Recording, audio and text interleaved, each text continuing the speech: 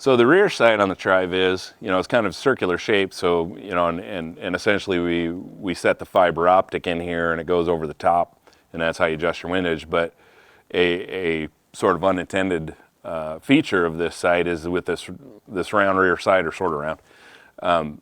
The width of the inside of this sight, if you see a strutting bird, basically fill the width of that sight, you're in about roughly about the 20-yard range generally.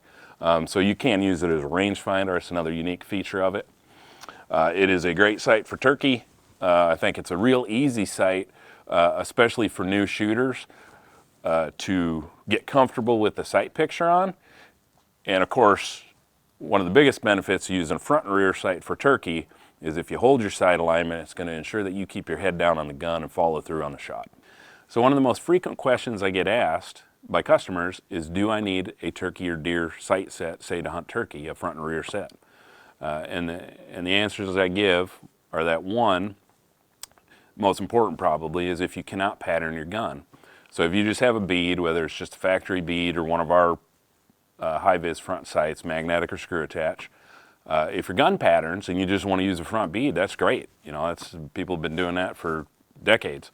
But if you cannot pattern your gun, a front and rear sight set should allow you the ability to adjust that gun and get it patterned where you want. And that's definitely important when you're shooting turkeys or shooting a tight choke. The second reason, or the second benefit, is that even if you're comfortable using a front bead and the gun pattern's good, a front and rear sight set will help ensure that you keep your head down on the stock, because you have to hold your sight alignment.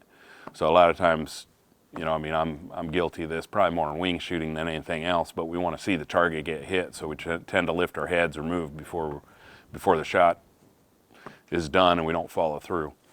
And of course, the other reason is you'd like to have one. So any of those three reasons, but certainly if you need to adjust the pattern on your gun and just help ensure that you follow through on a shot.